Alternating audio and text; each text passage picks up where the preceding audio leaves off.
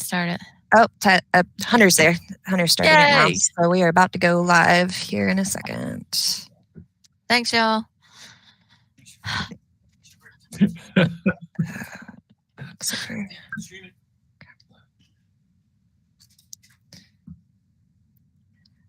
All right, we are live.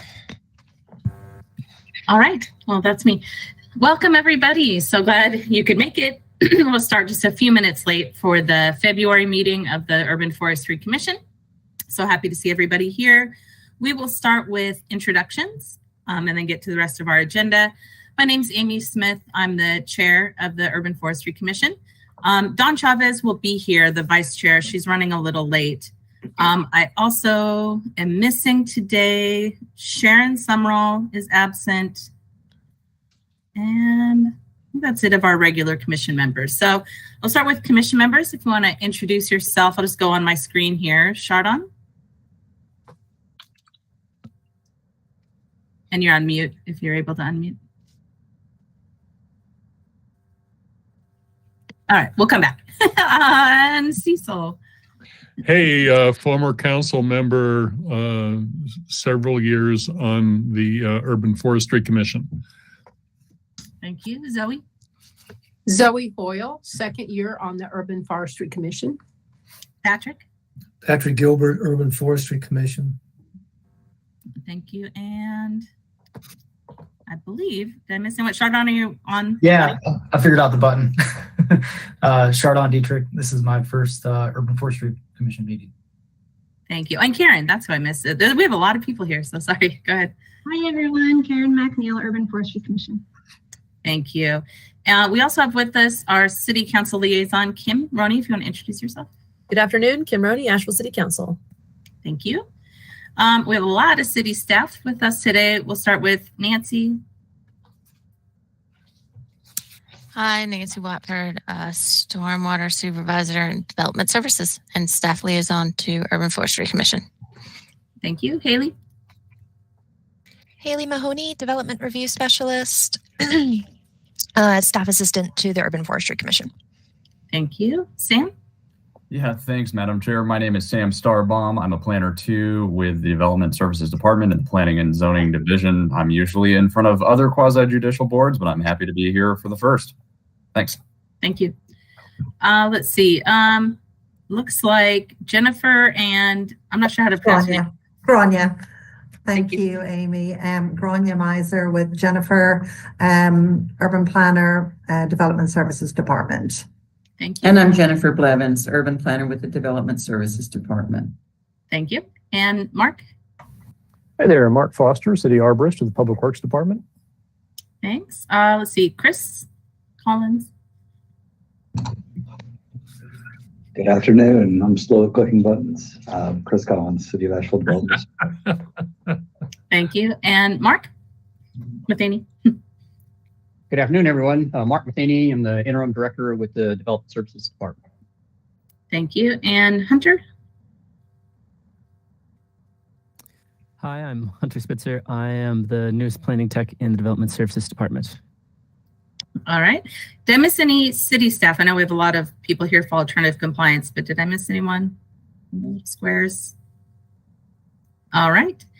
All right, then I'm just going to go along here for the people that I don't know. So it says Jargon Restaurant, but I assume you have another name. If you want to introduce yourself, please.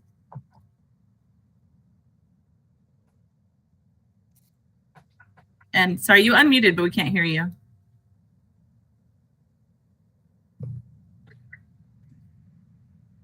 You want to try again? No. Work on that. I'm not sure what's going on there. It shows the little unmute went off, but we'll come back. Jump in if you're able to get in there. Let's see. Michael DeVere? Correct. Architect representing the developer for 680 Haywood Road. Thank you. Suzanne? Hi, I'm Suzanne Godsey with Sitework Studios. I have a first item on the agenda. I think it's 183 Broadway. All right. And then, thank you. Marnie? Hi, I'm here with Co-Develop Architecture. We've got 197 Hilliard Avenue. thank you. Brina? Oh, I'm sure I said that wrong.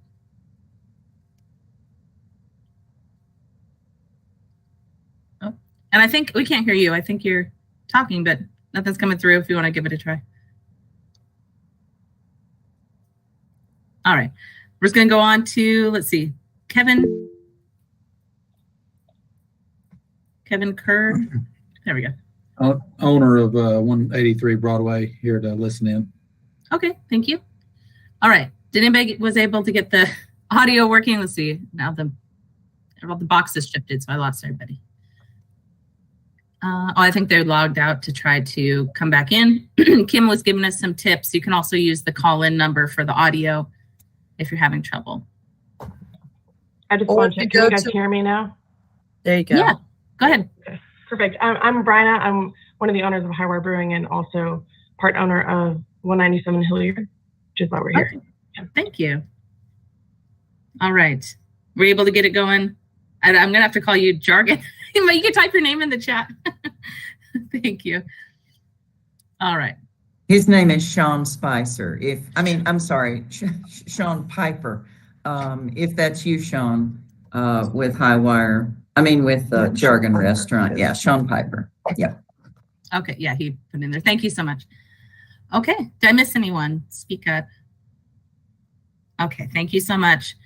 So we'll call this meeting to order, starting with an approval of the minutes from our last meeting, which I believe is at the retreat. It was the for January retreat. Okay, so we just have a roll call vote. We need a motion to approve and a second. So move. Thank you. Second. Thank you. So we will roll call vote, starting with Zoe. Aye. Cecil. Oh, you were absent. Sorry. Sharon. Aye. Patrick. Aye. Karen. Aye. And I vote aye. So the minutes are approved. So we'll jump right on into our alternative compliance. We have several properties that we'll be taking a look at. I believe the first is Elizabeth Place and Broadway. That's the first on the agenda. Is that where we're starting? That is where we're starting. You are correct, Madam Chair. And I am new to this board. Haley, do I screen share the presentation or is that something you operate? I've got it up and ready to go. Nancy usually pulls it up. Yep. Cool. Forgive me for jumping the gun there. No, you're fine. Go ahead and run us through the presentation and then we'll jump in. Yeah, absolutely. So I'll talk a little bit about the requests. We'll go through some of the site photos that I have taken and provided in this presentation. And then, of course, I'll stand for questions. Again, for the record, my name is Sam Starbaum. I'm a planner with Planning and Zoning. Before us today, we have this case, which is addressed as 23 and 25 Elizabeth Place and 183 Broadway Street. On the next slide, we have a project description. Nancy, can you go to the next slide? This shows the location in an aerial photo. You can see that it fronts really three streets. There's Elizabeth Place to the southwest of this photo. You have Starnes Avenue and, of course, Broadway Avenue. What the applicant, who is with us today, Suzanne Godsey, is proposing is a two-unit building on 23 and 25 Elizabeth Street, and then there will be a mixed-use building fronting 183 Broadway. This site has different parcels, different zoning, and different HRC requirements. This is quite a doozy from the perspective of overlay zoning. So what brings us here today is that the applicant is seeking alternative compliance for landscape buffers to adjacent residential zones and also a administrative relief from any street trees along Broadway because of the presence of guy wires. There is a creek that runs through there and a number of other things. And in lieu of the requirements which were outlined in the staff memo, the applicant is proposing to plant an additional 23 trees and 69 shrubs instead of the requirements for those street trees and that buffers. Can we go to the next slide?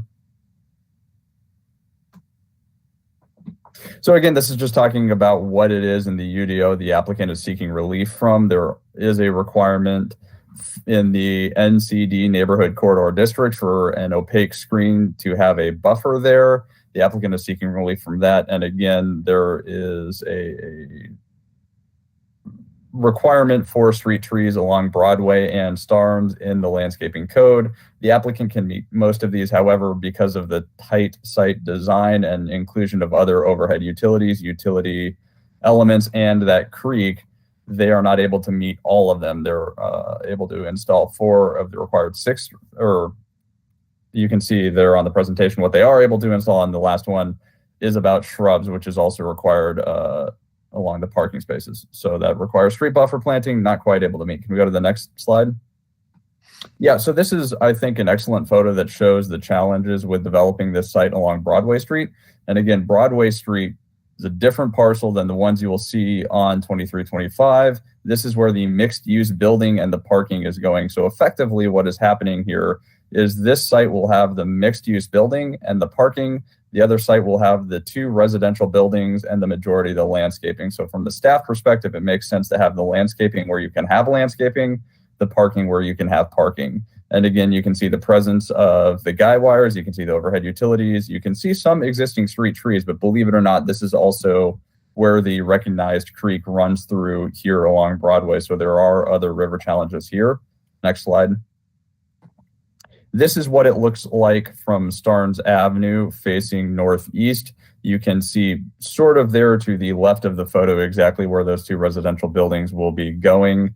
You can see that this is also an area where there are utilities present. You can see the 2 poles really in the middle of the photo, and then just to the right of that photo, you can see the existing trees, but largely the challenges with the slope as well. Next slide. Here it is from Elizabeth Place looking towards Broadway. Again, this is where the 2 residential buildings will be going, and a majority of the landscaping. Again, the applicant is proposing in addition of what they are required to do in the minimum in lieu of the required street trees, shrubs, and that NCD fence. So what's happening here is this is where a lot of those shrubs will go, is here on this Elizabeth side. Next slide. Yes, this is an excellent photo from Map Asheville, which highlights the issues from an administrative standpoint with this site. So there you can see the boundary for the Montfort Area Historic District. You can see the different zoning, and you can see the access challenges presented with this site. So where that existing building is now, again, that is facing Broadway, that is where the mixed use building and the parking will be going. Everything to the left there, which is residential. And by the way, our code again does require that there is a buffer between residential and other more intensive uses. So that is one of the items that the applicant is seeking alternative compliance for. So from zoning, from a historic preservation standpoint, and from that site design with the existing utilities, this is somewhat of a challenge to meet our landscaping standards. Next slide. And this is the site plan showing the buildings I've been describing. Again, you can see the parking to the plan north. You can see the 2 residential buildings, and the applicant will be able to speak after I stand for questions, but she could talk more about the thoughtful design of the buildings, why they went with 2 instead of a single building, and her experiences with neighborhood outreach for the eventual TRC and then for the HRC meetings she's been having. So here's the site plan, and then the next slide, Nancy. This will show the landscape plan specifically for the mixed use building. Again, this is the one facing Broadway. This is Plan View North in the red along the entrance to Broadway. You can see exactly where they are seeking to not have those street trees, again, because of the utilities and the creek shown. And then you can see to the right of the plan, which would be Plan View East, you can see where there are trees proposed not to be, also no shrubs because of those 2 utility poles shown in the existing conditions. And the next slide will show exactly where the majority of landscaping will be. This will be on that residential side in Elizabeth Place. This is something that neighborhood input has really driven to have as much screening and vegetation on that neighborhood side in that Montfort Area Historic District. You can see that the applicant has done a good job of thoughtfully placing what are our native species in a way that doesn't make it feel over vegetated, but still meets the spirit of the law and not the letter of the law here. But these are these 2 residential buildings with the additional shrubs and trees as described by the applicant. And that should be it for my presentation. You go to the next slide, Nancy. Yeah, so this is exactly the same staff findings that is in my report, which is provided with materials in the documents. Prior to this meeting, the staff has evaluated this request and finds it's a reasonable solution just due to the existing development challenges, those being the overhead utilities, the guy wires, that creek that exists, and the topography, as well as a series of zoning and overlay challenges. So that's my presentation. I know the next one should say thank you questions, and I'd be happy to stand for any questions that you may have.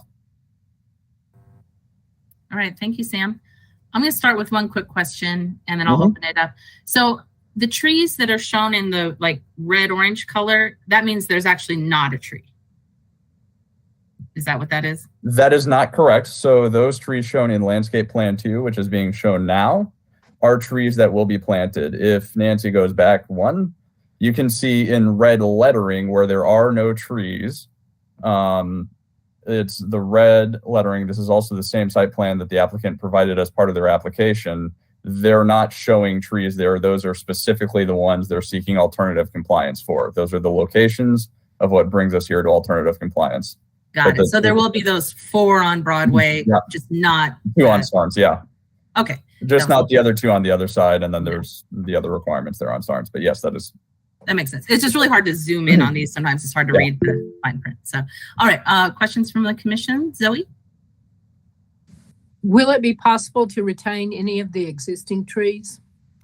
I will let the applicant comment on that. I believe that is the case, but I can't say with 100% certainty. Mr. Gilbert?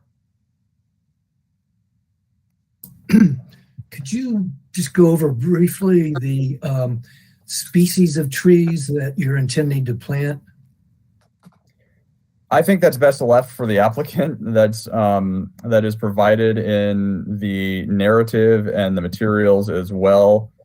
I can pull up if you would like, and since Nancy is driving, she can maybe pull up the landscape plan that was submitted as part of the application documents. But there are, I can tell you, let's see, there's Sam, I could dive into that. You don't need to read off the. Yeah.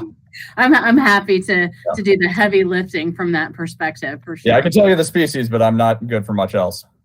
Yeah, and I know generally where they are on the plan and that type of thing. So I'll dive into that, Mr. Gilbert. And if you're ready, Chair Smith. Answer all the questions. Go ahead. Okay, great. Everybody, I'm Suzanne Godsey. I'm a principal at Siteworks Studios and happy to be with you all today to talk about this landscape plan. Wanted to give you just a little bit of background about how we got to where we are today. As Sam mentioned, this project is pretty complicated. We've gone to HRC and gotten approval for the site and the 2 buildings that are fronting on Elizabeth Place. That section of the property is in the Montford Overlay District. So that portion is check done. So we feel great about that. This is also a level 2 project for the city of Asheville. So we had to have a neighborhood meeting. So we had a neighborhood meeting. It was very well attended, very robust conversation with the neighborhood. Lots of comments about please try to get as much parking as you possibly can to alleviate the strain on the on-street parking situations that they have in Montford. Lots of comments about being sensitive to the more residential portion of the site and then developing a nice corner piece building there on the corner of Starnes and Broadway. So we got some really great feedback, lots of conversation from neighbors about the improvements that were made on the site in terms of repiping Reed Creek. Reed Creek runs under Broadway, as you all know, and it goes diagonally across our property and then outfalls a little bit to the north. And that is tied to a massive stream restoration project that the developers did a few years ago. So all in all, really positive comments from the neighborhood.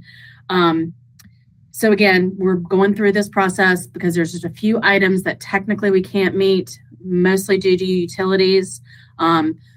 For the Broadway street side, again, the trees that are red, this is just a rendering. They're hawthorns, so I went with the color red for the berries. We have got a driveway to get in. We've got some guy poles. We've got some overhead electrical stuff going on, and we've got a giant transformer box that is on the northern side of the property, which is page left. Between that and on page right, on the south side, we've got the intersection of Starnes and Broadway.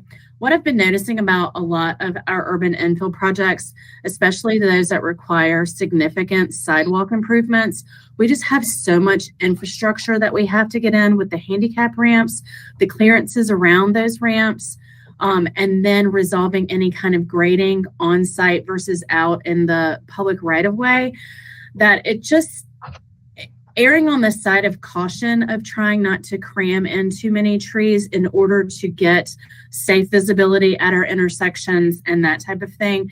I settled on the 4 trees that we've got along Broadway. And again, we've got overhead power lines. So those are small deciduous trees. In fact, we've got overhead power lines all over the site. So we have nothing but small deciduous trees. So that was one issue. The other issue is we having a challenge in getting a 6-foot sidewalk on Starnes plus utility strip plus for a street tree planting in that one area. We're heading towards the corner of Starnes and Broadway. And then let's see, this other small little area was, I don't know if you can zoom in, Nancy. You may not be able to, and it's a little bit confusing not to be able to use a pointer on here, but the first parking space that you get to that's got the van accessible striping, immediately adjacent to that is a very large junction box. And that junction box is what's preventing us from being able to place that last shrub for a street buffer. So that was the need for that one small request. And I'm trying to think what my other application requests are. Let's see. Oh, okay. The last one, which is one that I have come before you and asked for before. When the city was writing the zoning code and was writing this new neighborhood corridor district, they got feedback from the neighborhood, and the neighborhood really wanted to have a higher fence than what's normal in the zoning code. So in the landscape standards in article or section 11, it says you have to have a 6-foot fence, but in the NCD district, when you're buffering, you have to put in an 8-foot opaque fence. An 8-foot opaque fence it's a beefy fence. Obviously it's a little bit more expensive. It is not going to really screen anything purposeful. In this situation, we're buffering our own site from our own other part of our site, which is kind of odd. All of the plantings in that buffer area, which is on this bottom side of this page, L301, are at the top of a retaining wall. So we've got plantings at the top of a retaining wall. The retaining wall drops down to Broadway level, mostly behind the building on Broadway. So what we're asking, instead of, we've got all the landscape, that's not an issue. We're asking that in lieu of that opaque 8-foot opaque fence, we put in what is typically required at the top of a retaining wall, which is the black metal picket safety rail fencing that goes on top of most of our retaining walls in town. So that's that request. And I believe that in the packet, there was a picture of that metal fencing, just so you get an idea of what that looks like. But what's going to be great about this option and this request from you guys is that landscaping will be visible from both sides of the development. And if we were to do it per code, we would have just a retaining wall with an opaque fence, and all of the landscaping would not be visible from Broadway. So this way everybody gets to see that landscaping. So I've kind of babbled through a few things. I know that we had one question about preserving any of the existing vegetation on site. Due to the fact that we've got so much topography, we're having to build that retaining wall that's going to get rid of some of the landscaping that's there. Then we've got the parking lot that we've got to get in. And the 2 trees that are on Broadway, they're maple trees. Right now, they're not being hacked by the power company, but they will eventually. The other issue I was noticing when I was on site is that those maples have got really shallow roots. You can go out there and see them, and we've got to build sidewalk all around them. And so I couldn't see any way to keep them responsibly. So long answer to your question, that everything is coming out that is there right now, except on the north side, there is a row of arborvitae that the client has already put in to go ahead and start screening, but it at least, get some landscaping kind of up and growing. One of the other questions that we had from a member about plant material, we were very selective on the Elizabeth Street side to kind of go with a little bit more historic type plants. So we've got some quince and we've got some hollies and we've got a great mix of different types of hydrangeas and some fothergilla. In terms of our trees, we've got not significant amount. We've got 4 red maples. We've got sugar maples, red buds, dogwoods, hawthorns. We've got 2 ginkgos for the site. We've got a witch hazel. We've got a couple of large evergreens, the Mary Nell holly and the Nellie R. Stevens. We've got, again, kind of going back to the older type plants, we've got a flowering cherry tree, and we've got some Nuttall oaks and a Japanese snowbell. So those are some of the plant material that we've got. We've got some ground cover as well that's already identified on site, just trying to make those 2 Elizabeth Place buildings. And we've got dianthus and some sedge and some amsonia and some ajuga. So I could talk plants a little bit more if anybody wants to talk plants, but that kind of gives you a broad brush of the plant material that's on the site. Thank you. Patrick, you good? Zoe, you good? Then Cecil? Yeah, my question is, why not merge these 2 buildings to the north and leave the existing trees that are on the Starnes Street side? I mean, what's the point of cutting down existing canopy to enable 2 buildings when there could be 1 building? Let me see if I understand what you're saying. Are you wanting to have the 183 building move to the north? I believe he was asking about combining the 2 residential buildings off Elizabeth. Yes. How is that going to affect the? I'm sorry. I'm not sure what the question is. Is this those 2 buildings? They could preserve the existing trees on the Starnes side. Okay. So those 2 buildings were broken up into 2 because we went to HRC pre-pandemic with 2 larger buildings, and we got a lot of neighborhood pushback. So this went to HRC with 2 buildings and broken up to look like 2 more single family residential looking buildings. So to go back and design 1 large building is not going to work for HRC, I don't believe. And to the point of saving the existing trees that are out there, they are existing trees, but I'll be honest, they're not great looking trees, and some of them have been hacked by the power company as well. And so I was looking at, we've got about 20 trees on site, and we're replacing that with a total of 64 trees. So while we are removing canopy, we are going to be replacing canopy, you know, triple fold over time. The applicant also has the unenviable position of having to meet HRC requirements and then these requirements, and then she's going to get hit with another one of our presentations at TRC. What is to the south here along Elizabeth is zoned RM8, which does have density standards, which is different from the NCD to the north.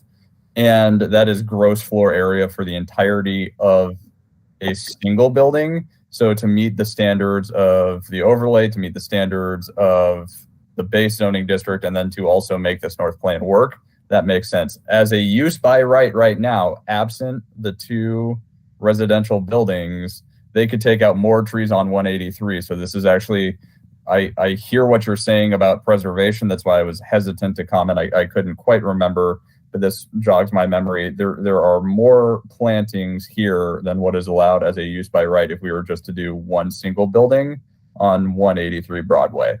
So it is staff regards this as the least worst option to meet HRC, base zoning, TRC, and now alternative compliance requirements. Okay, thank you. Thank you, Cecil. If I could add something as the owner, we do aim always, we put a lot more into our landscaping. Never do we do the minimum. And the property next door, which is the Broadway, the 20 townhomes, is a very good example. The two maples that are in front of that are street trees right now, I mean, I actually planted those 12 years ago when I did the Pioneer building. So we take pride in what we're doing down here on Broadway, and what we put back will enhance the entire area. Thank you. Shada? I have a couple questions. One is, do you have a tree inventory of the trees that are going to be removed? We do. It's not part of what's being shown in this submittal packet, but we do have an existing conditions and demolition sheet that we had to provide for HRC. Mm-hmm. And they are mostly locust. There's a pine that has been pretty hacked up. I think that's it. I can pull up, I can double check, but yeah, it was just the curiosity if there's a list of the sizes and the species. Google Maps, I see a couple red oaks and a black walnut, and there's a number of trees in there, but I was mostly concerned about the size because you spoke about the shallow roots on the red maple on Broadway, and in my experience, the shallow roots happen because of poor soil conditions. The roots need a certain amount of air, so they stay on the surface. So, all this grading and all this landscaping that's going to happen, what kind of guarantee is there that we're not going to be in the same boat that those red maples are in, 20 years down the road, 15 years down the road? I get, replanting a lot of trees, but if you're removing all the native trees that are volunteers and really well grown and holding that whole bank up, you could end up with subpar species and subpar specimens down the road because of the state of the soil and planting techniques. So first of all, the slope's not going to be there anymore because we're building a retaining wall. So the slope is no longer there. Our trees that are going in place of the red maple are small deciduous. Our drawings, I don't know if our site plan is in here, but we are proposing to use the city's detail of the silvicels. So we're creating the best opportunity we can for the street trees, which is better than a lot of the street trees that are existing in town now. We do have robust landscape specification standards for all of our projects that go in. And I know that our client uses reputable nurseries to get his material. He does some of the installation himself, and when he does get out, landscape companies, he uses reputable companies that do the soil prep and everything that's needed to ensure success for our plant material. I'm happy to hear y'all are using Silva-cells. That's a lot more than a lot of people do. That's great.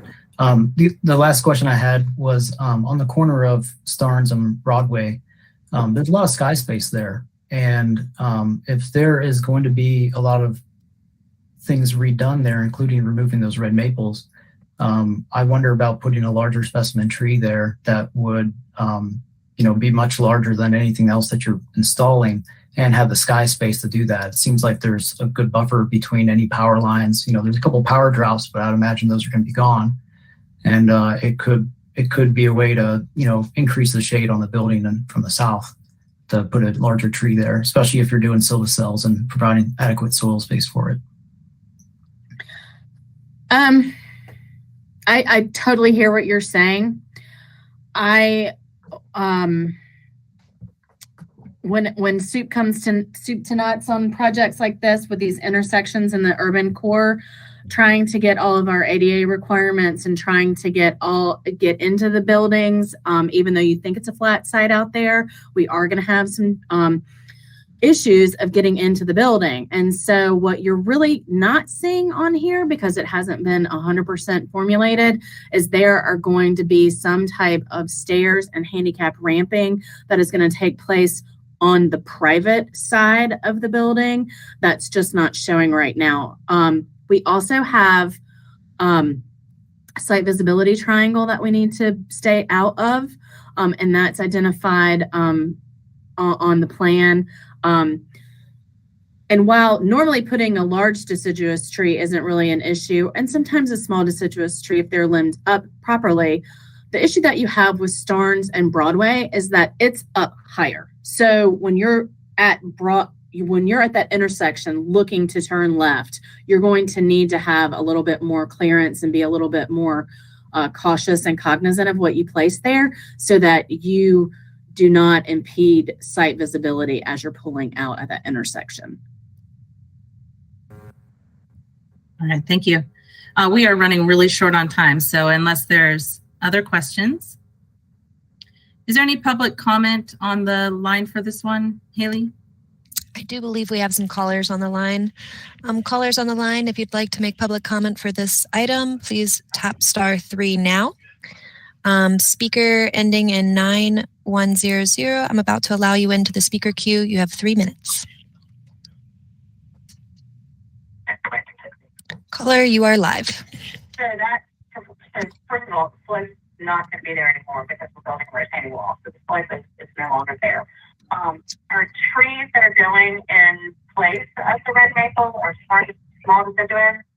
Our drawing, our site plan is in here, but we are proposing to use the city's detailed Silva-cells. So we're creating the best opportunity we can for the street trees, which is better than a lot of street trees that are existing in town now.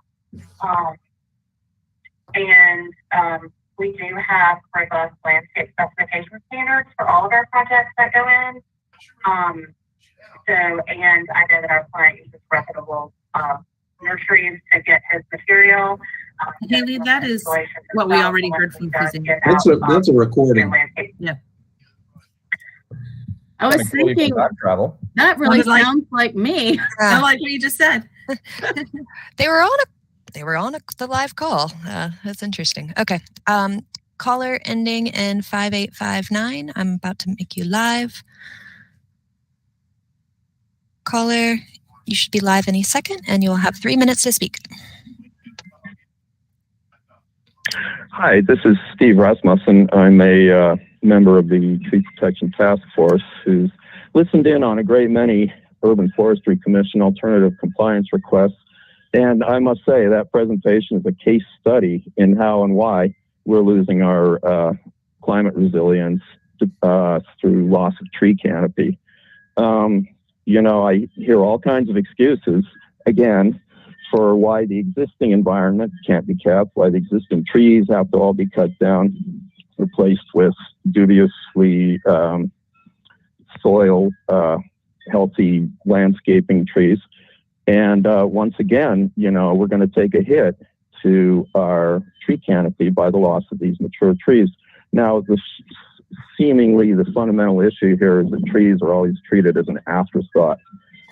You've already been to HRC, you've already been to all these others, and so, by the time you get to the tree commission, oh, well, honestly, we're really going to make this better, really. But if you had integrated concern for the environment from the beginning into your plans, maybe you wouldn't have to be replacing those giant trees. Maybe you could have found something that satisfied HRC with in the way that Cecil suggested by unifying those two buildings. I'm just, I don't know how the tree commission Urban Forestry Commission is going to resolve this, but I would just like to point out that this is, once again, business as usual. Thank you. Thank you. Do we have more? Thank you, caller. Let's see, there's one more person on the line. Let me see if they have public comment. If any other callers left with us would like to make public comment, please press *3 now. All right, I think we're good to move on. Thank you. All right. If we are ready to vote on this alternative, so real quick, just that, and thank you for putting it on this slide. Our limitations are based on these criteria. We must vote based on the physical constraints and proposed alternatives compared to the landscape standards. So before we have a vote, unless Cecil, you're having a motion. No, I do not have a motion, but I am once again disturbed that over and over again, it seems to me that we are pressed to not enforce the idea of preservation, but instead offered the exceptional level of, we'll put a few sticks in the ground and that will compensate. I'm sorry, I can't support this. Understood. And I think Cecil, we can talk about this in a moment, but to address that, we're going to have to go to the standards and ordinances because as currently existing, this is where we're at. So, may I say something, please, as a landscape architect? It's a little bit hard not to be incredibly offended by some of the comments that are made in terms of the care that is taken from our firm to balance infill development and all the other things that we have to balance. Suzanne, sorry, I'm going to have to cut you off. We are super short on time and we have to get to our vote. No one on this commission was arguing that your landscaping was not appropriate or, adequate for this client. So I'm really sorry to cut you off, but we are really running late. Mark, you have a comment on this one? Yeah, my familiarity with the site is that there's a lot of ailanthus and paulownia, a lot of locust, some silver maple, a busted up pine tree. It's not the sort of stand of trees that, the hill you want to die on when you're familiar with the actual trees on site. So just throwing that out there. Appreciate that. Thank you. Do we have a motion for this alternative?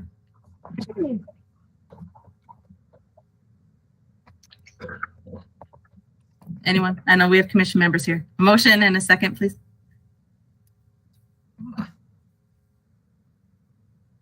Do we need to have more discussion?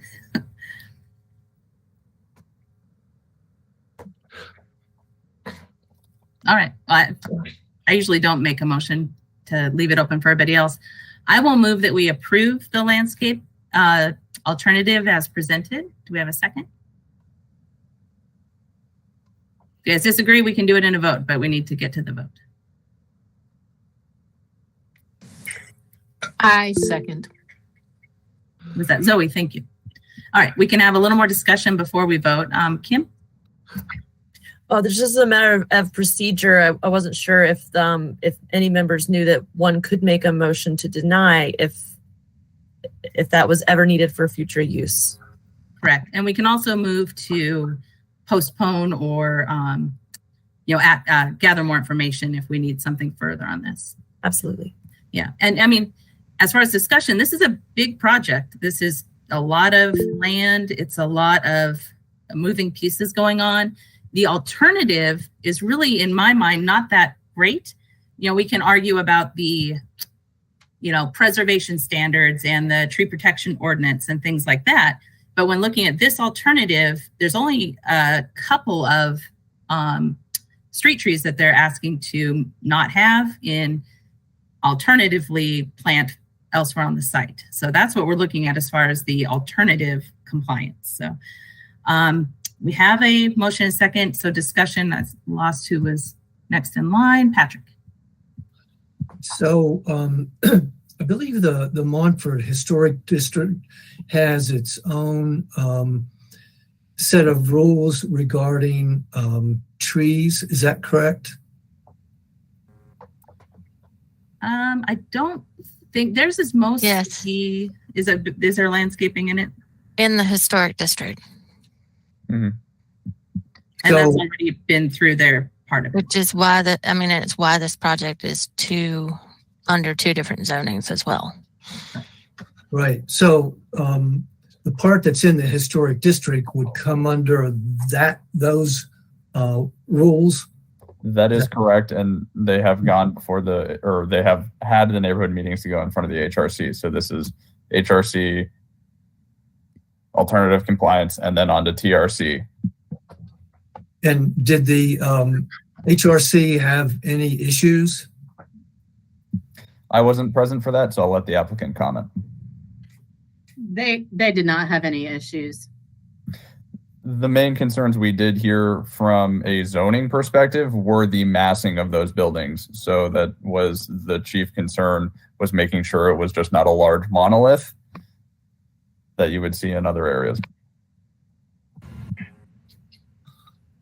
So I guess for discussion purposes, I would like to hear from some of the other commission members now that we have a motion on the table,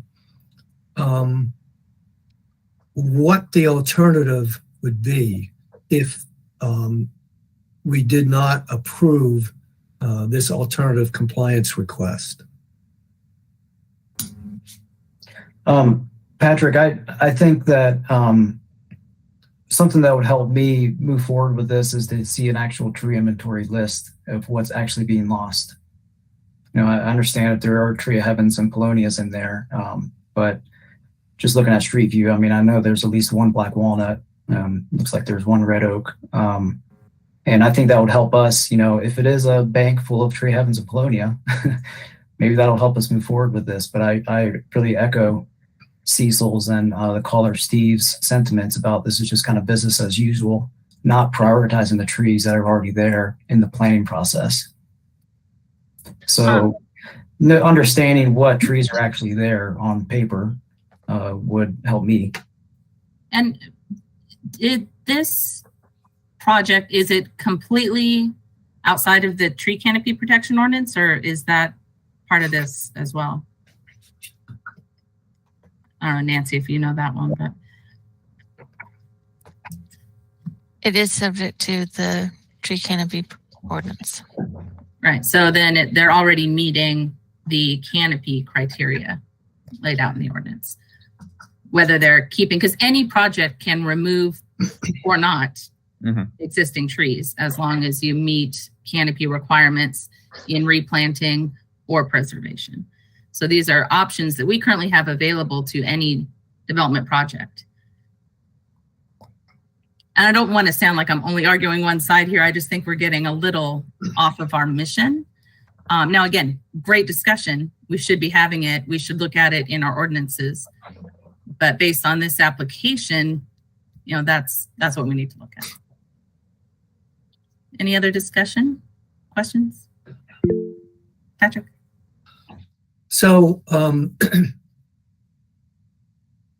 we can vote on the motion that's currently on the table, or we, with the approval of the motion maker and the seconder, and the seconder, is that correct? The motion can be removed from the table and a substitute motion made to postpone action on this alternative compliance request until we get the tree removal inventory that Chardon has suggested, and then bring it back to the next commission meeting. So that's up to the maker of the motion and the person who seconded the motion. I think so. Can we get that? Is that a possibility? Okay. Zoe, question? Yeah, I just have a procedural question of whether the removal of the trees comes under this actual alternative compliance that we are reviewing, or is that going to be a different issue? Well, it's not an issue as long as they meet the replanting canopy standards. Does that make sense? So we could look at it, but they've done that work. You know, we could ask for it, obviously, and it probably should be part of these packets now that we have the ordinance. But, you know, if they're meeting it, then that's all it's going to be shown when we get it. So the removal is not part of the request. Correct. That's what I wanted to add. Yeah. Could Nancy, could you pull up back to the page of what we're specifically requesting? Yeah, that's in the presentation. That's first. Because we're not asking permission. I mean, this is the specific requested relief of these few items. Everything else meets all city ordinances. I mean, we've done hours of meetings with HRC, neighbors, design professionals. We're, at like hours. So I'm asking, that this is what we look at for your vote. Yeah, this is perfect. So yeah, this is exactly what we're voting on. The change of the fence, which I think makes a lot of sense personally. And then, so the tree part is the 2 street trees on Broadway, which we talked about the limitations there, and 1 missing street tree on Starnes, and then 3 of 4 shrubs. And that's what Suzanne was talking about in that Broadway side parking lot. So this is the alternative. From what I can see on the site, I don't see any more, you can't add the street trees, but they have added additional trees elsewhere on the site to achieve the canopy. They have added 23 additional trees, and that's what I wanted to add to what Mr. Kerr was saying, is it's just not relief from the ordinance, that there is substitution occurring wherein there will be additional shrubs and trees to a number well above what is required by code by right. And an additional 69 shrubs. Yeah. So they're going above and beyond, just not on the street trees where they're not ideal. All right, Patrick. So the tree removal is not part of the alternative compliance request. Is that correct? That's correct. That's they're already complying with all ordinances in that sense.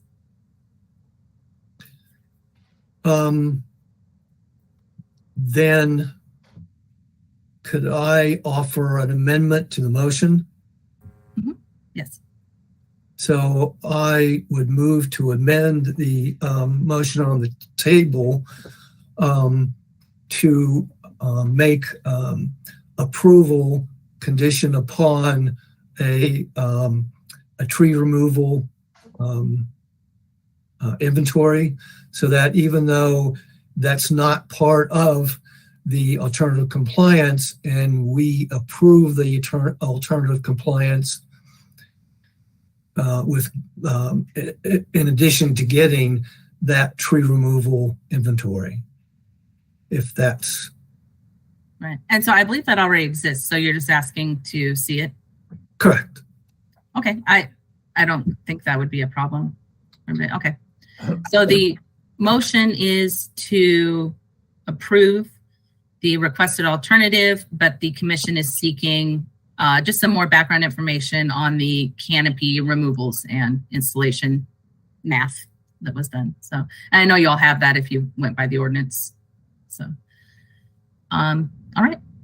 Any other discussion? All right. Before we vote, I saw that Dawn joined us. So Dawn, I know you missed the beginning of our discussion, but since the packet was available, do you feel like you have enough information? She can't vote because she cannot vote if she's not part of the hearing. Appreciate that. I just wanted to make sure. Okay. So roll call vote, starting with Zoe. Aye. Cecil? Nay. Chardon? Nay. Patrick?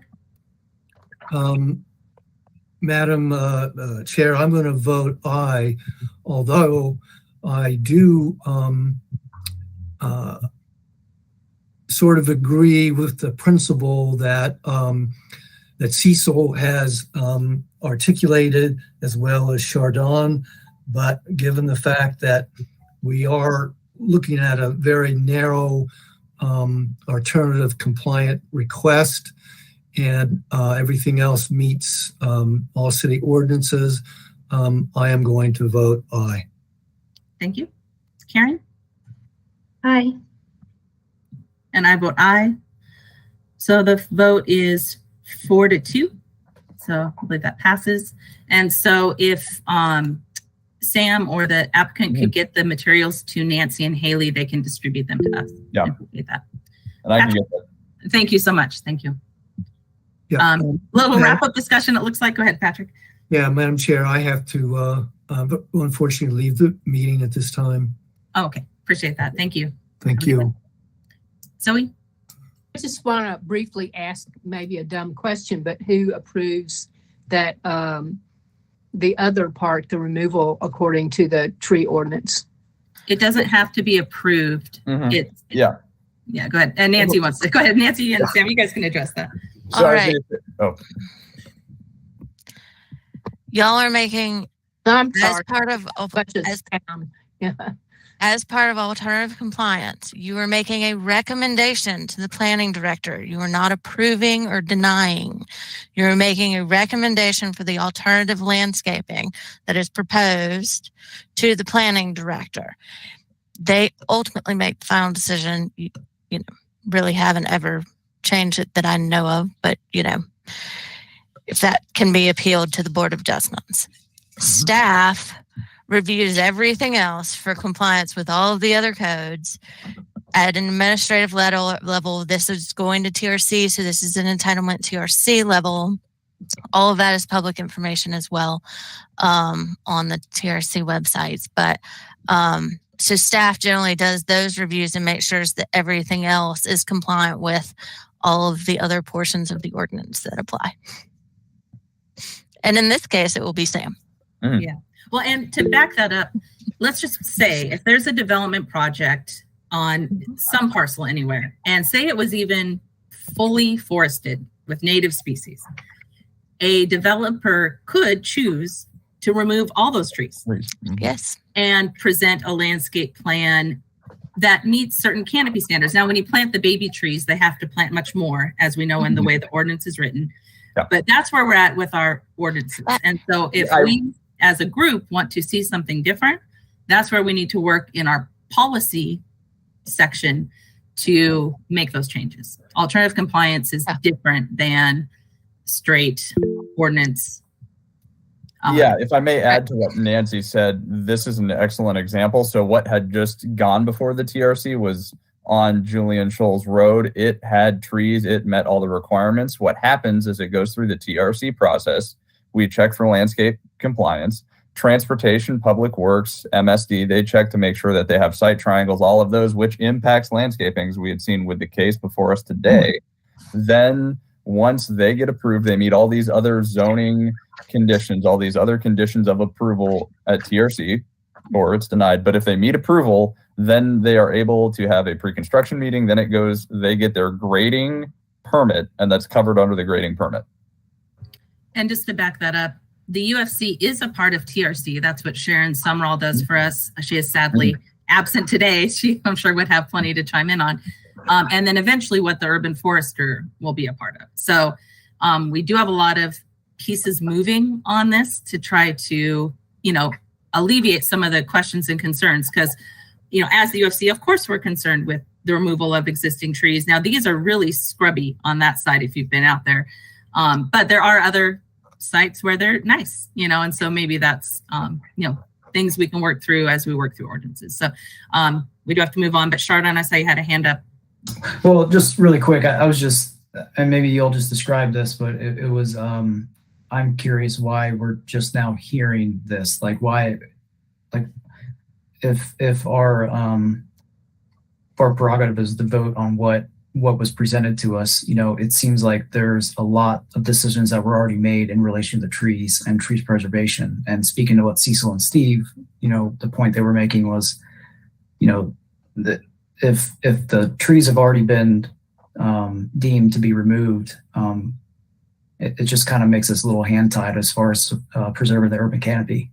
Well, and again, that's through the ordinances. And Yeah. so again, a It was private just a point. property It was just. owner. And we do get this, hopefully you saw the packet. We've had this packet for weeks and had opportunity to visit the site and go through the applications. And so I definitely encourage everybody to do that before the meetings so that we, are all as, educated as we can be on a project and ask those background questions if we have to beforehand. So. All right. I appreciate everybody's time on this one. I know that's a big one and I didn't mean to shut anybody down, but starting late and having 4. So we have 3 more to get to. So let's go ahead and get to our next one. Thank you, Sam. Thank you, Madam Chair. Thank you. So next, I think, is 717 Haywood. There we go. And I think Jennifer is going to run us through the presentation. I am, yes, Jennifer Blevins. So this project is, I don't know if you're familiar with the restaurant, Jargon Restaurant at 717 Haywood Road. It is a project to expand the restaurant into the adjacent building. And the code would only require them to comply with landscape standards. And that standard, the only applicable standard, is for a street tree along Haywood Road. They have a 25-foot wide frontage, which would require 1 small maturing tree. They do have overhead utilities there. They are from that requirement due to the limited width of the sidewalk. It's 7.5 feet wide in that location, and they are required to maintain a 48-inch wide clear path per the ADA standards. They do not have a site survey, but we suspect that there are underground utilities there as well, because there are no street trees at all along that block and that side of Haywood Road. So that is all I have for you. It seems a reasonable request, but obviously open to discussion, and I'm happy to entertain any questions you might have. Thank you, Jennifer. So this alternative is requesting just the absence of a street tree with no... Just relief from the requirement. Are there any questions for Jennifer? Or I know the applicant is having trouble staying connected. Yeah, I saw Tom come in and out of the meeting. I'm not sure if he was able to join again, but he's the restaurateur. He owns the restaurant and will be just operating another portion of his business out of the adjacent building. So is not the building owner. Okay, got it. Any questions from the commission? All right. If there's no questions, then is there any public comment on this one? Let's see. Do we have any callers on the line that would like to make a public comment for this agenda item? Please press *3 now. We do have somebody hanging out in the speaker queue, but they've been in there for a little bit. So we'll just check in with them and see if this was the item that they wanted to make comment on. Okay. Caller ending in 100. You are live. Yes, I am so sorry, but I was trying to get in on the 183 Broadway Street, which I requested at 3 different occasions, but was unable to speak. Nobody ever got back to me. And so now I know you're past that, but I still would like to make a comment. If I could either send it by email, I know it's over with and it has been your time. You've adjourned from that time. So is there any other method that I could communicate to you? My name is Martin Murphy. I live in the Pioneer Building directly across from the place in question has the landscape plan. Well, I believe this is just kind of outside the UFC. That particular project does still have some steps to take with TRC and whatnot. So you could certainly submit some public comment to the project as a whole. Yes. Okay. And right now you're not taking any comments on that right now, right? Unfortunately, no, we cannot. I'm sorry. Okay. All right. So who do I send my comments to? And those of the other people in the Pioneer Building where this has a direct effect upon? Yeah, certainly. Hi, my name is Sam Starbaum. I am the planner that will be taking this through the TRC. I am not sure what the availability to see chat is here. This is a little bit different of a rodeo than I'm used to for quasi-judicial meetings. But you can reach out to me directly, 259-5609, or my email. Hold on. Go ahead. Give me that number again. It's 259. Yes. 5609. 5609. And I can also send an email, you said? That is correct. Okay. All right. Well, 259, is it 828? Yes, sir. Okay. All right. Thanks. So my name is Martin Murphy. I live in the Pioneer Building. I'm a retired wildlife biologist and a GIS specialist with the United States Geological Survey. So I do have some input and some interesting facts that you weren't to make you aware of the existing trees that are there, and also the plan, which I think is great. But there are plants that some plants that you want to install that are non-native. Well, I'd love to talk about that offline because that agenda item is passed and we're on a tight schedule here, but we can talk about that. I mean, you've got my contact information. I'd love to hear about that and your experience with that site. Okay, thank you. Thank you. And you said your name is Sam, right? Yes, sir. Okay. Thank you, Sam. All right. Take care. Have a good evening. Bye. Thank you, caller. It looks like that was all we had hanging out in the queue. Okay, good. So back to 717 Haywood Road. We just need a motion and a second for this alternative. Oh, sorry, Dawn, go ahead. No, I was going to make that motion that we approve. All right. So we have a motion. Is there a second, please? I guess I can second. And we'll do a roll call vote, starting with Dawn. Aye. Zoe? Aye. Cecil? Oh, sorry, you were muted, Cecil. You're mute, on mute.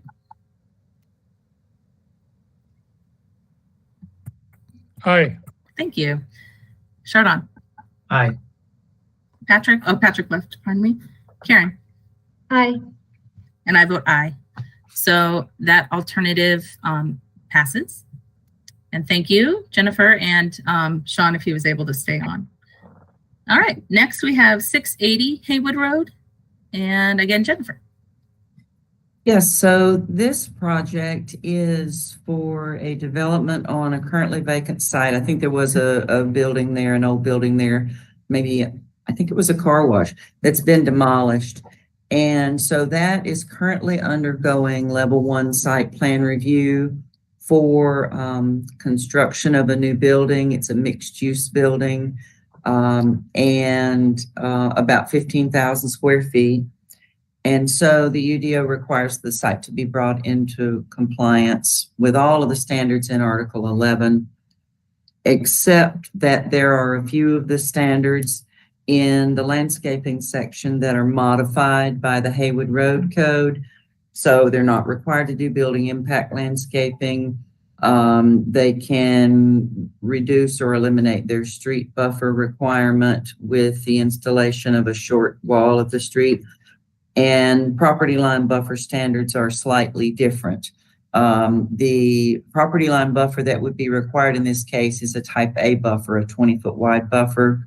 And the Haywood Road Code allows them to reduce that buffer to 10 feet wide with the installation of a 6-foot high fence or wall. So the issue that we're looking at today is the street trees along Haywood Road. There are overhead utilities on both street frontages, both Haywood and Virginia. But the issue along Haywood is that there's a 6-inch gas main underneath the sidewalk. And I'm not sure of the actual easement area, but that is causing a conflict because the Haywood Road Code has a minimum and a maximum building setback, and that's 0 feet and 5 feet. So in many cases, if it were in another zoning district, the developer could push the building further back and then plant the street trees outside of an area that would interfere with the gas main, but still be within 20 feet of the street edge, which the code requires, and then we would not be in front of you. But in this case, there's just not any room to work with, even if they push their building back the maximum amount, they would still probably be interfering with those underground utilities. So we evaluated this. The request seems reasonable. They're only offering 2 trees. There were 7 street trees required, 7 small maturing trees required there along Haywood, which is there at the north side. And the property line buffer is that zigzagging line where it abuts the residential district. They're offering 1 medium deciduous tree and 1 evergreen tree in lieu of the 7 small maturing deciduous street trees. And they're going to be planted within that buffer area. And that's all I have. Unless you have any questions, I'm happy to answer any you might have. Thank you. Are there any questions on this one? It's a little hard to see, but that's the building. That's the triangle. You're right. It is. It's unusual. It's unusual. They're required to be that close to the street and then have a little section of building that even wraps around the corner. That sort of gray box on the left side of your screen is another piece of the building that is required to be up against the street there along the side. They are, they're providing all of the other landscaping that is required. They're meeting all of the standards as far as that goes. And this is the only thing they are requesting to provide the alternative. Thank you. Any questions? Dawn? This is just a question out of curiosity. Are developers ever able to ask for alternative compliance for things like the setback? I mean, if they could say, can we? No? Okay. Well, that would be they could ask for a variance from the Not Board of from us, Adjustment but, to allow them to push the building further back. But that would be a Board of Adjustment variance. So that is a possibility for them to do too, right?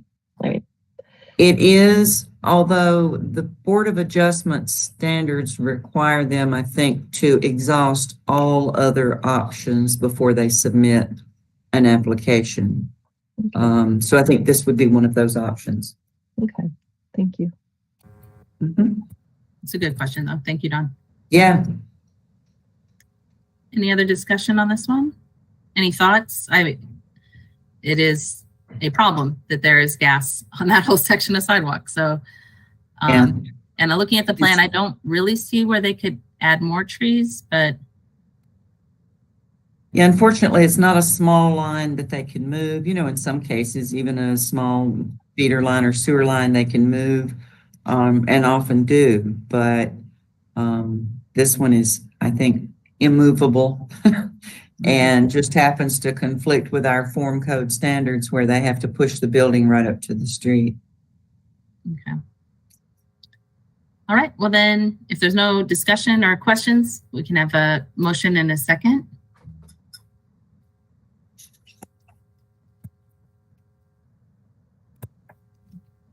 Anyone? Callers on the line, if you have public comment, please press tap star 3 now. Oh, thanks, Haley. All right, there's no public comment. All right. All right. Motion. I move to approve. Thank you. Second. I will second. We'll do a roll call vote, starting with Dawn. Aye. Zoe. Aye. Cecil. Aye. Chardon. Aye. Karen. Aye. And I vote aye. So that alternative passes. Thank you.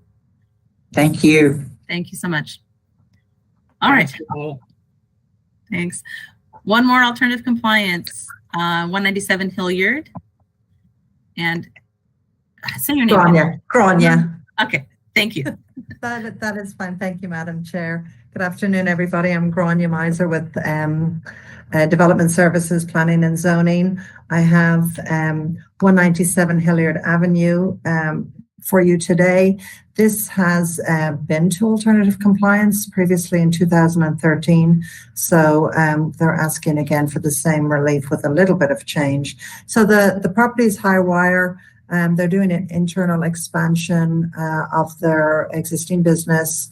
There's no exterior work to be done, save some patching of some asphalt in the back, which will be just part of their access agreement. So the project is a level 1. The landscape standard that would apply here would be 2 street trees along Hilliard Avenue. And they're requesting relief from that requirement due to difficulties along the sidewalk, the narrowness of the sidewalk, buried MSD sewer and water utilities, and also overhead utilities, which of course could be addressed through smaller trees.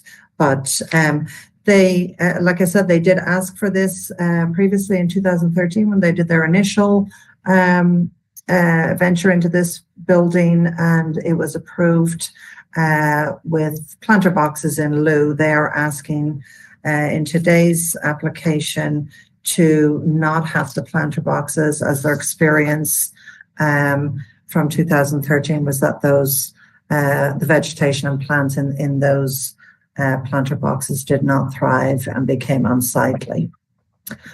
So that's really all I have. I did visit the site, confirmed the utilities beneath the sidewalk. It is a narrow sidewalk. Staff found that these are genuine difficulties that are presented to the project, and found that they're legitimate difficulties that are being presented to the business to be able to comply with standard 711.3. And again, happy to take any questions if you have them. Thank you. Yeah, this picture shows it a little better. Thank you. That building goes all the way to the sidewalk on the Hilliard side. Correct. Zero setback, yes. Don't believe there's any space in the back. So any questions for Grania, or the applicant, I believe, is still here? All right. No questions? Do we have a motion? Oh, let me just make sure we don't have any public comment. Oh, I appreciate that. Thank you. Yeah, callers on the line, if you'd like to make public comment, please tap star 3 now. All right, I think we're okay. Thank you. All right. A motion and a second. I guess I'll go ahead and jump in. I'll go ahead and move that we approve the application or the request. And Dawn, thank you. All right. Roll call vote. Dawn? Aye. Zoe? Aye. Cecil? Aye. Charlene? Aye. Karen? Aye. I vote aye. So that one passes. Thank you so much. Thank you. Pleasure. Thank you. All right. So that is it for alternative compliance. Thank you, everyone. All right. So one last try for general public comment. Haley, do we have anyone left out there? Apologies. Sorry, I got stuck in an email. Callers on the line, if you'd like to make public comment, please tap *3 now. Looks like someone is potentially entering the queue. Just give them a second. The computer is moving slow today to update.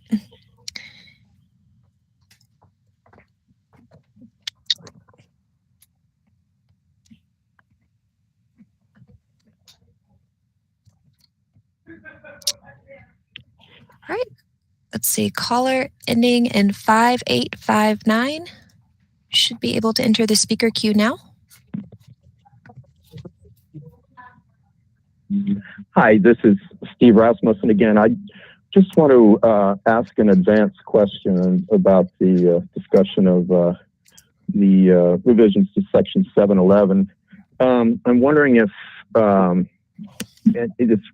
how the commission is addressing, and if this is the place to address the problem that we have with infill development in neighborhoods whereby the division of a tract in single ownership, I'm reading here from 715.1, whose entire area is no greater than 2 acres and not more than 3 lots, basically exempts the property from the tree ordinance. In other words, it's a subdivision that's not a subdivision, according to state law. And I'm just wondering if, like I say, asking in advance if y'all could address this issue too. Does that make sense, what I'm asking? Okay, I'll take that as a yes. Thank you. Thank you. All right. That should be all of our callers.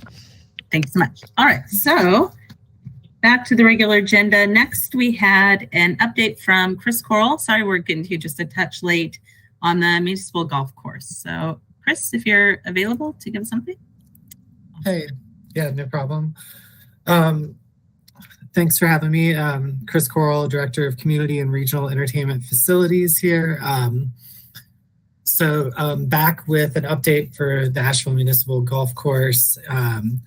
We took your recommendations from the December meeting, I guess it was, and had a third-party arborist look at all the trees out at the course. I sent some soil samples over. I don't know if those were exactly what you guys were looking for since they were based off of our greens, but that was the soil samples we had. And so through some adjustments and working with Mark and the third-party arborist, we've reduced the tree count for removal from, I think it was 157 down to 111 total trees throughout the property, and increased the total number of trees to be pruned from a number that I can't remember up to 83 total trees. So that project actually kicked off this week. They started yesterday afternoon up around the 13th green. And it was bid out through January and bid to the lowest responsible bidder. In that time period since we last talked, we also were awarded a $30,000 grant from the Donald Ross Society Foundation for the development of a master plan. And the golf architect that's doing that master plan for us he specializes in Donald Ross restorations. He's going to help us develop suggestion on what types of trees and varieties should be replanted on the course. We plan to give that final say to, I guess, Mark and this group. I don't know exactly how that works, but we're not going to just plant what he says. We're going to bring those recommendations back to this group and work with Mark to figure out what varieties make specific sense here in Asheville. And then we'll plan to be doing that replanting back in the fall, August, September timeframe. I have some site maps that I can share my screen with, or go over the overview document that you guys have seen before that's updated if you'd like to, but I figured I'd start with that and see what questions there were and take it from there. All right. Any questions right now for Chris? Chardon? Yeah, Chris, the company that's doing the work, are they certified arborists? They have a certified arborist on staff. We actually met with the arborist, Mark, the construction team, and I met yesterday just to kind of talk through process and how they take down the trees, where they park vehicles, so they're not parking on the roots of trees that are not going to be taken down, etc. But yes, they have a certified arborist. That was part of the bid requirement. And as far as the pruning work, is that certified arborist going to be on site while the pruning is occurring? Yeah, so they're planning to go through right now they're starting with removals, and then they're going to go back through the course on the pruning. But so they'll have that arborist there on site to deal with the specific prune trees. Most of them are canopy raises, dead woods, and then there's a couple where branches are coming out into the sight line of golf, but most of them are just bringing the canopy up. And is there a maximum size to be pruned, or minimum, or rather a maximum size to be pruned? As far as like maximum like diameter of the branch, no, not to my understanding. I can talk to Mark about that and see if that's something we need to look into. There's a couple trees on 12 that I can think of that would have big branches, but otherwise most are not like enormous half tree branches or anything like that. Yeah, anything over 4 inches is probably going to get a fungal infection. There's a couple trees on the list that were decayed as a result of large pruning cuts in the past. So I'm happy to hear a certified arborist is going to be on site to supervise the pruning. I would just caution against removing large limbs for many reasons, but obvious one being fungal infections. Okay. Yeah, I'll talk with Mark and learn a little more about that, and our arborist that's running point on the project. I can tell you that there will definitely be branches over 4 inches being pruned, and I'm certain of that just from a non-arborist sight line of seeing the trees. And can you say who the arborist is? Yeah, I can. It was Gabe from... Thank you, Mark. It's Gabe. I can't remember his last name, from Royce's Tree Service. Right. Find his last name. Whitlock, I think. Whitlock. Yep. Thank you.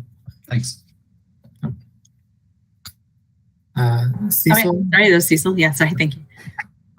Yeah, I'd wonder if there is part of the budget to addressing addiction to golf. It seems like it's a problem. It's a growing sport right now. The pandemic, golf was one of the few things that pandemic helped. Yeah. All right. Any other questions? Thank you. All right. And I believe we all received the email, and so you have a link to the project website for more information as well. But while we have Chris, any questions? I just wanted to say, first of all, thank you for working from all the recommendations that we provided last time we met with you, and incorporating that. I think that's been very helpful. One question I had was, do we know how the community tree giveaway is going, if people have been requesting? Yeah, we have 43 trees requested thus far. So that's almost half of what's coming down that would not go back specifically on the golf course, which I was a little surprised about how many people have signed up. And that final variety of trees that will be available to them will also be, we're going to make it similar to the trees that would be going back on the golf course. And no set specific type of tree, although we gave them some general options to understand what people are asking for. Thank you. All right. All right. Sounds Well, like that's you. it. That was Well, quick. thank you. Yep. As we go along, if anyone has questions, you can filter them to me or directly through Chris. We have his contact information. So thank you so much. Thank you. Yep. All right. Next on the agenda is City Arborist Report. Mark, did you have anything to update? It's mostly been business as usual, other than blowing the turbo on our 75-foot bucket truck. So we've been down that lately, but we have a rental spider lift coming in this week while that's being repaired. So that's pretty cool. Get to try that out. We've got a lot of stumps knocked out this year, and we had some storm cleanup to deal with on Friday when the wind came up. Luckily, one of the trees that fell in a house wasn't actually my tree, so I was pleased about that. I spend way too much time visiting places where trees have misbehaved. It's not the same perspective that you all get. Let's see. Should be planting 35 trees through contractor, probably in March is what it's looking like. And of course, Parks and Rec, they also do planting as well. So you have to check in with somebody over there to find out the numbers they put in, oftentimes through Capital Projects Department, where they do renovations of parks and that sort of thing. So that's about it. All right. Thank you. Next is the DSD TPO report, which I just noticed is zeros. I know that's not accurate. So something got lost on the way over. No, it's based on the year. Oh, year to date. But shouldn't there be? Oh, so we just don't have a total like sitting in there. None have been. There might have been some that have been approved, but they haven't been issued yet. The permits haven't been issued yet. So I go off certain things where I get the number once. Right. Well, so maybe we need to add on there just total existing funds. Does that make sense? Okay. They're all on the last month's. Yeah. I get that. Actually, for both and cumulative. Yeah. For that I provided to you at the retreat. So. All right. Well, it'd be nice to have total on there so we could see it. And then do we have an update while we have you, Nancy, on the urban forester hiring? No. Okay. It's in progress. There we go. Yeah. Perfect. It's in progress. We're working on it. Thank you. All right. Any questions for Nancy? Well, I think it'd be great if we could get total in the fund on this update so that we can see, just kind of where it's at. Oh, you mean just for fee and lieu? Yeah. Okay. Yeah. Got it. Okay, cool. That one's easy. Yeah, good. I'm like, I should be out there. So yeah, that'd be nice. Then we can see sort of what's there. Okay. Any questions for Nancy while we have her there? All right. Next, we have our working group updates, starting with the budget request working group. I don't know, Dawn, did you want to take that? Sure. The budget request working group put together a recommendation that we would like to present to the Urban Forestry Commission, and then have our council liaison, Councilwoman Roney, take to City Council on our behalf. So I hope everyone's had a chance to review the recommendation that was sent out in the packet, and I'm not sure how to go about that, but if you'd like to, if we need to make it a formal recommendation with a vote. Yeah, so I just don't know if we need to read the whole thing for the sake of time, but if we have confirmation, if everybody received it, that would be sufficient. Zoe, go ahead. There were 2 edits that were offered by Karen that didn't get into the actual packet, but they are on the site as 02.03. That version is the corrected version. So you might want to look at that one. If that one was not linked in the agenda, would you be able to point out to us the changes? Yes. In section 1, paragraph number 4, a surprising collateral effect is that unshaded trees is what it says, and it should say streets require. Okay, that's in there. Yeah. And the other one is in section 4, paragraph 1, serve as liaison, and I'd left out the word between the community and urban forestry partners. Got it. Okay. All right. That's it. Okay. So they're all voting on the same thing. So okay, good. Cecil. I move to approve the request for the funding of the urban forestry plan. All right, a second. I'll second it. There we go. Thank you. All right. Well, then, if there's any discussion, I'll start with, and then we'll do a roll call vote. All right.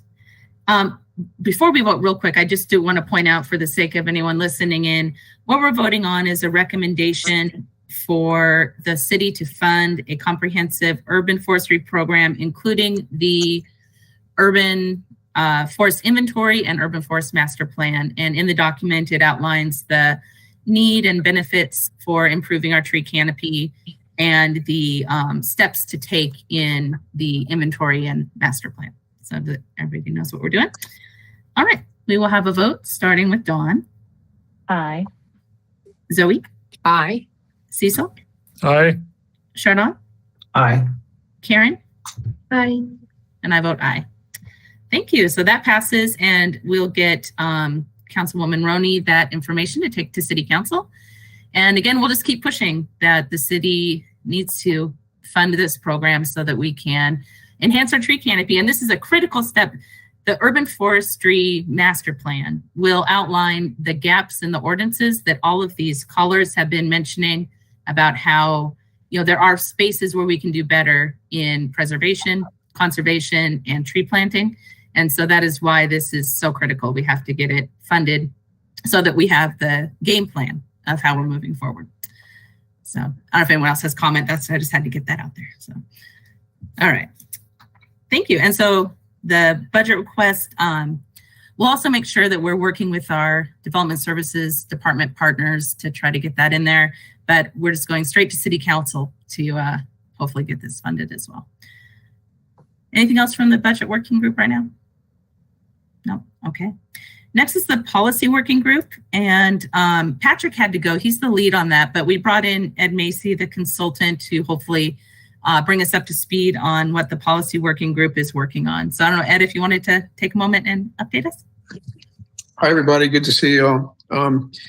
There's several things that the policy working group have been working on. The first is the revision of Chapter 20.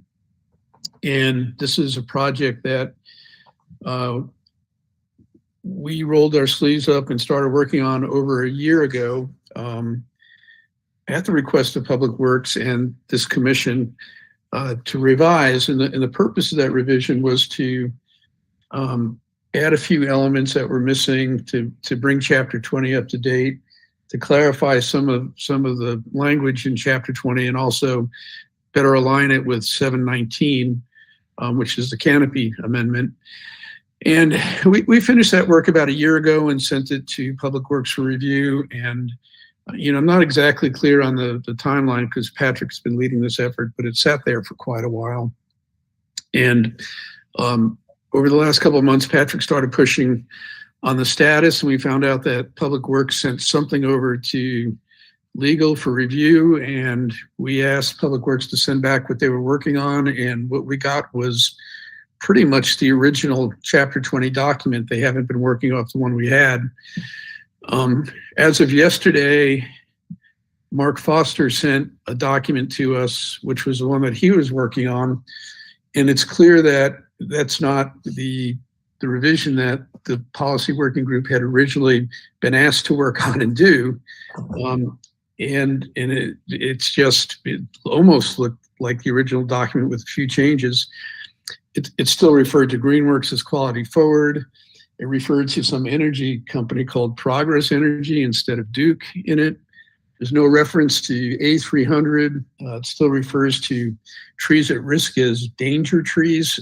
So basically it was a non-revision, and we're just wondering why, when Public Works first asked us to do this revision, we did it, and now our revision has sort of disappeared within Public Works, and we still have a very good document that we worked on that followed the original skeleton of Chapter 20. So we'd like Public Works to sit at the table with us and with our revision and have some discussion around it.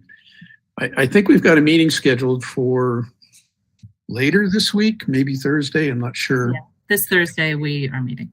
And hopefully we can have a side-by-side discussion with the Chapter 20 that the Urban Forestry Commission cobbled together versus this document that we just saw yesterday. so we can move forward with this thing. So that's kind of where we are with that. We also were given, for 719, we were giving some revisions that Development Service had worked on. And I think Amy and Patrick and I gave comments back on that. We have another meeting coming up to discuss where we are with those revisions versus the city. So that's some good dialogue that's going forward. And what's the last policy thing that's on the agenda? I don't. The landscaping. Well, yeah, the landscaping code. Yeah, we're nearing the completion of our work on that. Vidilla put together a pretty nice link that has all of our meeting notes, all of the product of our work, side-by-side comparison of the landscape standards prior to our work versus where we are now. And we're in a tweaking stage with that. So I'm not sure how comfortable he is with making that all available with everybody, but I will check with him. And, I'm looking forward to sharing that with everybody because I think that's a really good piece of work and I appreciate the city's effort on it. I believe that is what is linked in the agenda. So I don't know, you may not be able to see it from where you're at, Ed, but we have a link in the agenda under landscape draft code so that everybody can check that out. Okay, so everybody can see it. And then I just got a meeting invite now as I was talking that our next Chapter 19 or Article 19 review meeting is on the 13th at 10 o'clock. So we're making progress. I think the real stick in the mud is Chapter 20. And I'm not really clear on why it's so difficult or why it's taking so long, but there's a couple of things that we really want to do with the chapter. We want to make it, bring it up to the 21st century and include some language about heritage trees, which I know is really important to a lot of people, and sort of align it with Article 19. So we'll keep pushing on that. I agree. One thing, sorry, I'll get to you, Mark, just 1 second.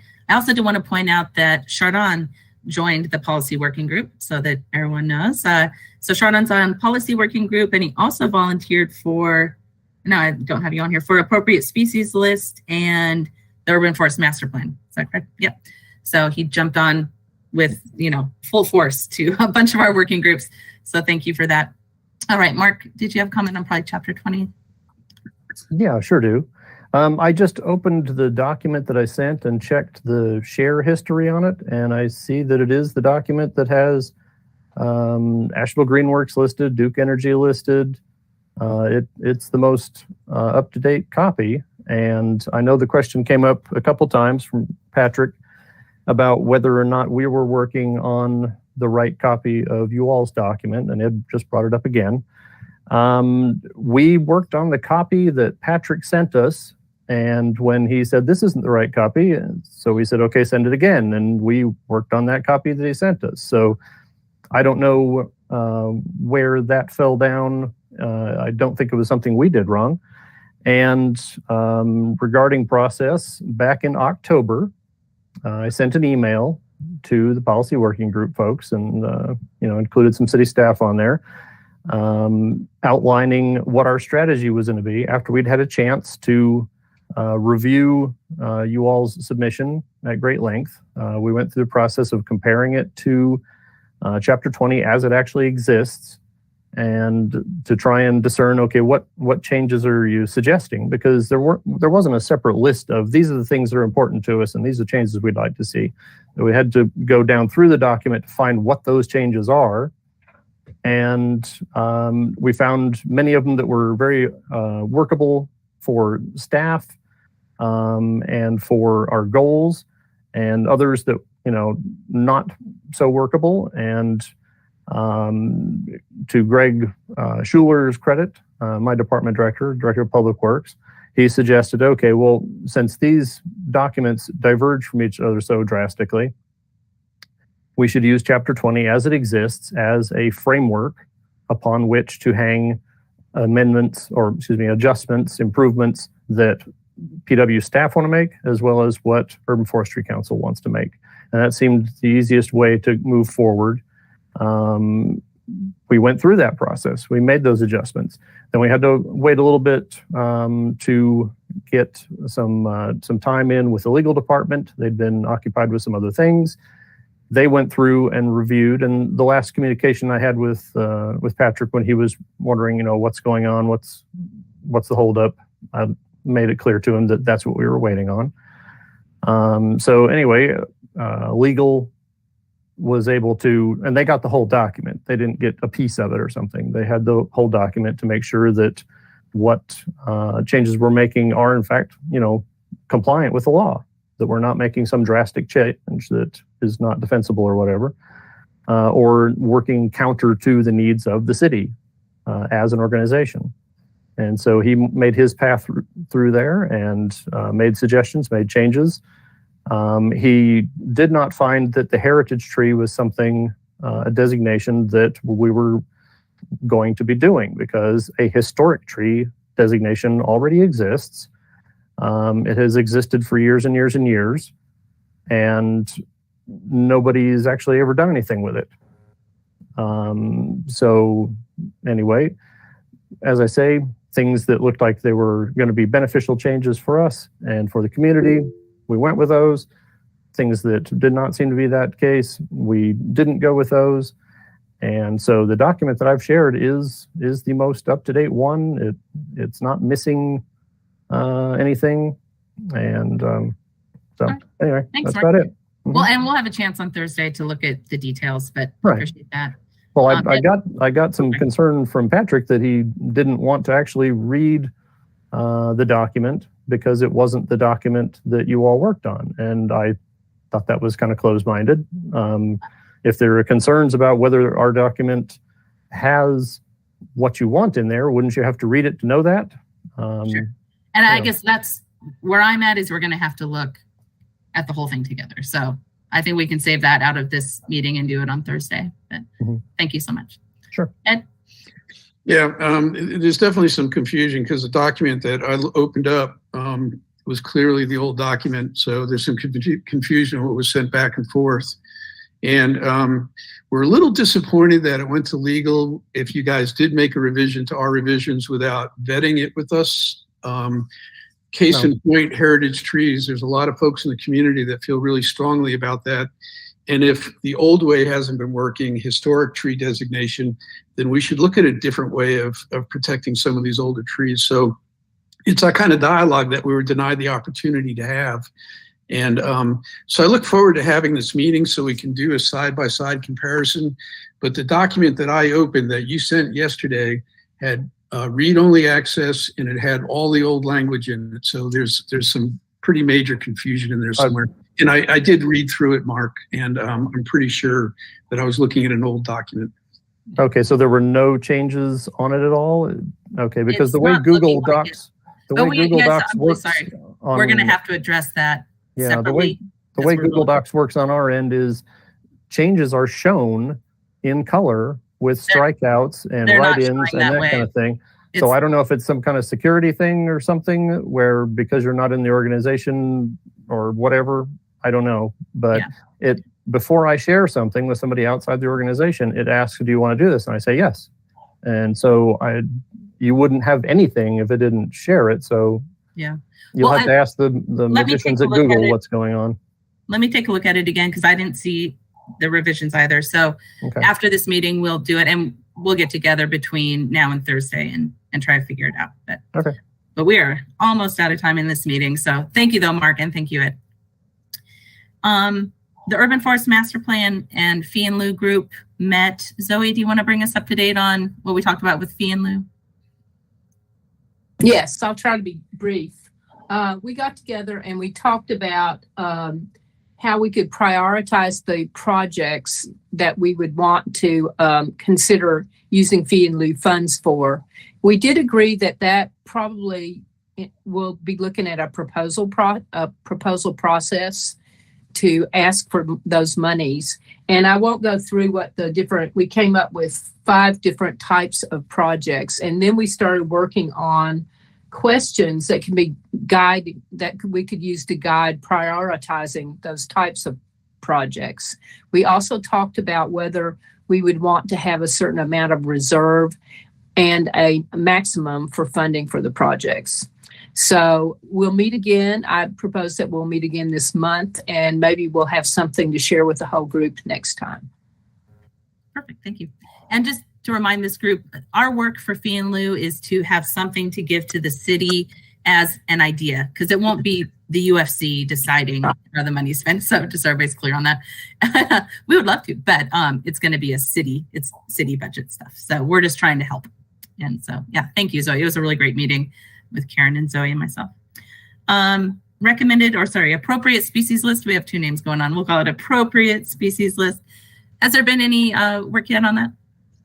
I have been in touch with Mark Foster and Chad Bandy and received some suggestions about how to make the new list more user-friendly, perhaps having a short list and then an as-needed longer list. And so with the goal of getting more native and edible species on there. And yeah, that's my update. Perfect, thank you. And yeah, and just a reminder that I don't know if I got looped you in, that Chardon wanted to be a part of that group, so you can bring him in. Thank you. Great. All right, so that's it for working group updates. Anything else from anyone? All right. Okay. Lastly, we talked briefly at the retreat about National Invasive Species Awareness Week. Did we receive anything from the community members on that, Dawn? Yes.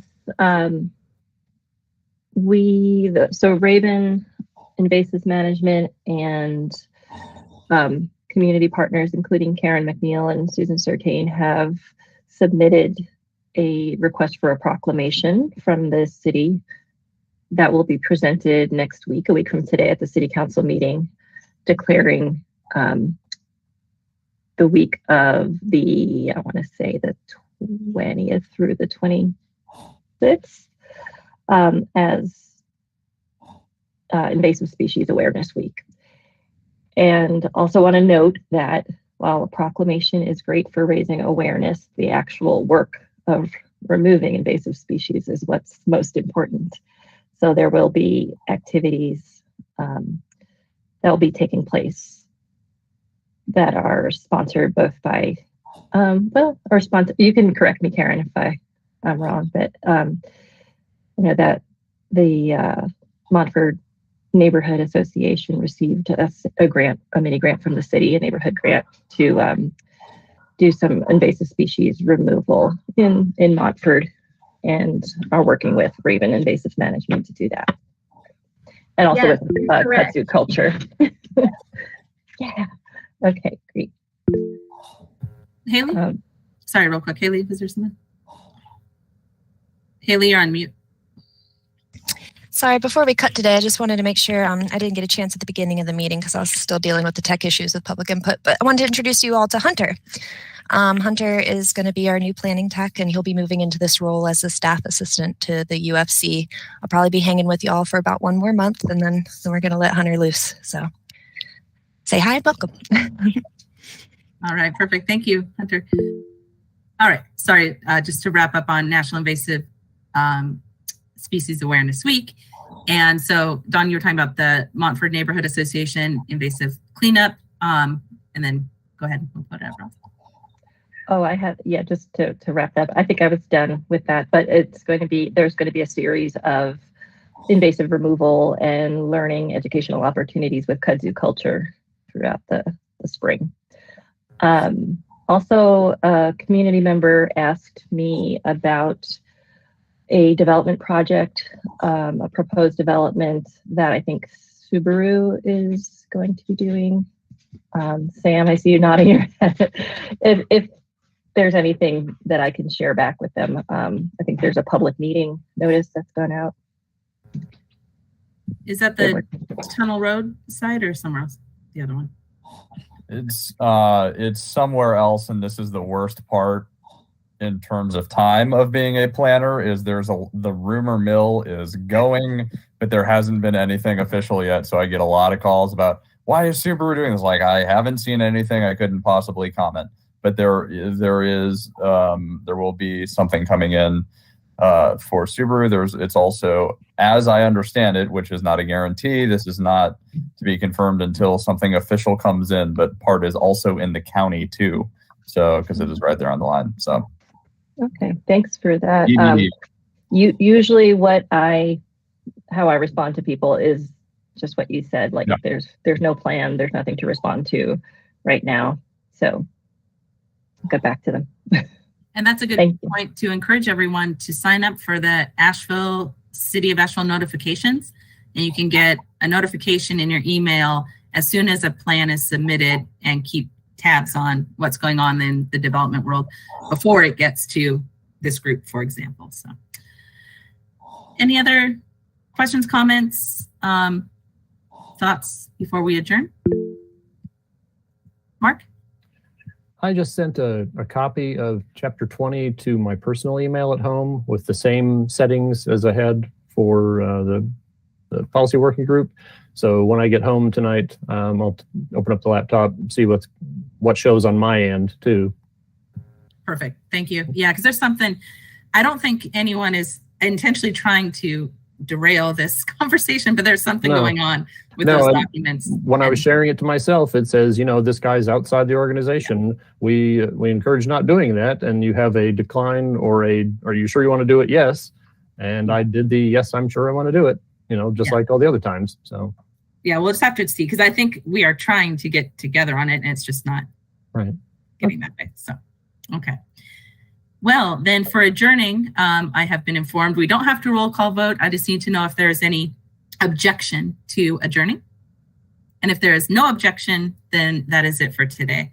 3:01, we made it. Thank you so much, everybody. And we'll see you next month. Thank you. Bye, everyone. Thank you, Amy. Bye-bye. Bye.